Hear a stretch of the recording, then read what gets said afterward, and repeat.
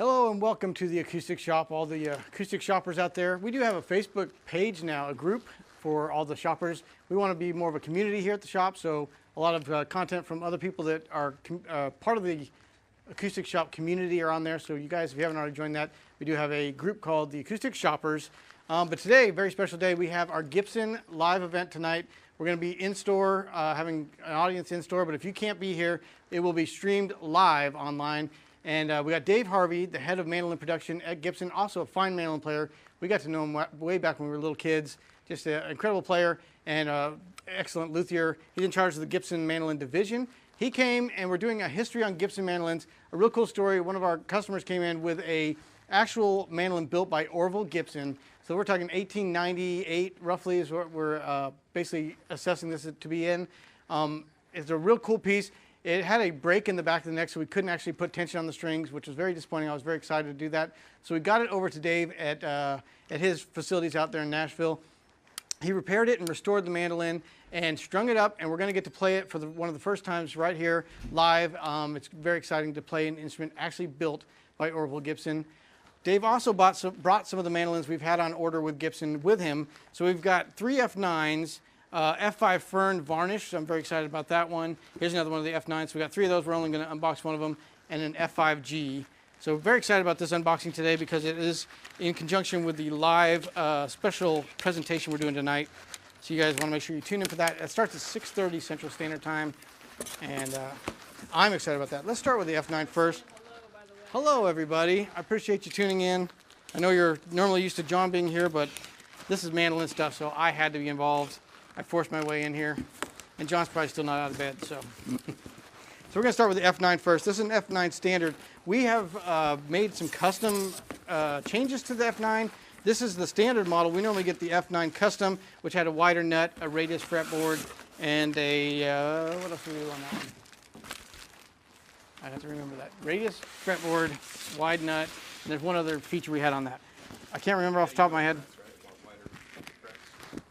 Yeah, the larger frets. So we have banjo fret wire on there.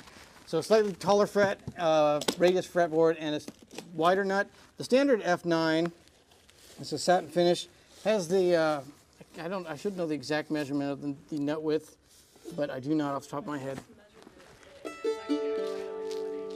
Right about 1 inch. So yeah, a more traditional Gibson feel to that neck. I got used to, one of my favorite mandolins, and I got it here for tonight's event as well, is a Gibson Sam Bush model. Now, part of the Sam Bush model is it had a much wider neck and also a radius fretboard. I really fell in love with that, and that's why when we decided we're going to do some customizations to this, that's a couple of the things we did, the wider nut on there, the radius fretboard, and slightly bigger fret wire. This has the standard mandolin fret wire. Again, this is more traditional, the F9. This is kind of their base model, I would say, with Gibson, but still, I mean, that's almost got bird's eye style maple on the back of that one, really gorgeous. Striping on the sides, satin finish. I should have grabbed a pick ahead of this, guys. I'm never prepared.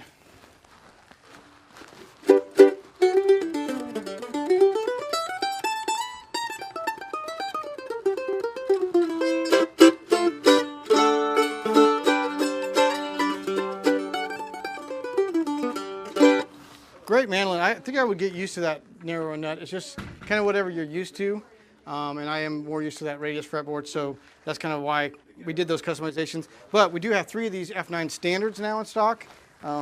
Great thing is we've been waiting on these for a while. Gibson, very in demand and keeping up with production. They are working their tails off to build these and still keep the quality level up there, which every one of these we've had in, I've told David, has just been a monster mandolin. So I don't want him to rush any, but I'm excited that we finally got 3 F9s in, a Fern varnish, which is very cool. We're going to do that one last.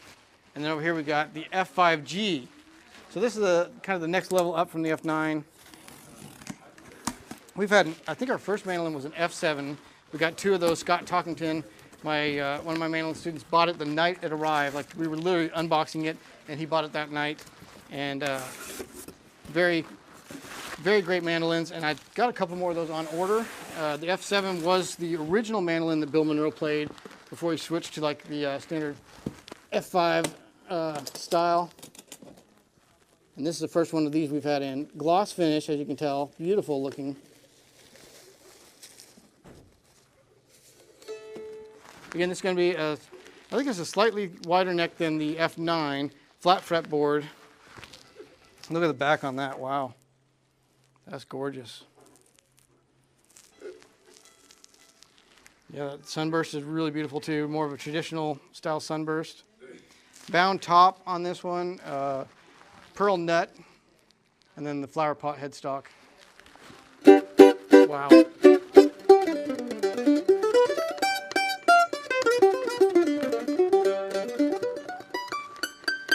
That's killer. Yeah, blue chip, but thank you. And you can hear a difference just in the pick.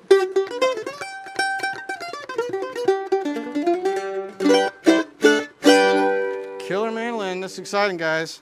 So we're gonna have these on sale. I think we got them in our point of sale system. We're getting them in there right now. So those will be available tonight for anybody that's here at the event or online. And then this one I'm really excited about, the Varnish Fern. So this is kind of one of the top level mandolins from Gibson. There's a few models above this. We do have a Doyle Lawson model, signature model on order. We even have one of the Bill Monroe Hall of Fames on order. So those are going to be both pristine, awesome instruments. But this one is just like oh, look at that. So hand rub varnish on these. And then it's got the beautiful mother of pearl inlay on that headstock. Gold Waverly tuners. Bound top and back. I'm pulling this out the wrong direction. Bound fretboard with the fretboard extension, pick guard. Just gorgeous.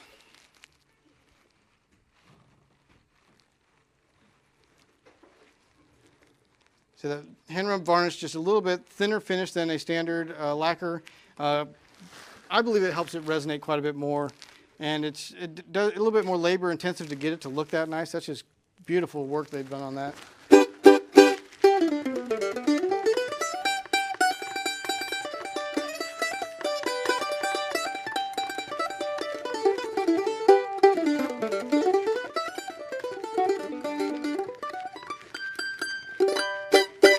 Very excited about that. Yeah, we've been waiting on this. I think we put this on order in 2020, like the end of 2020.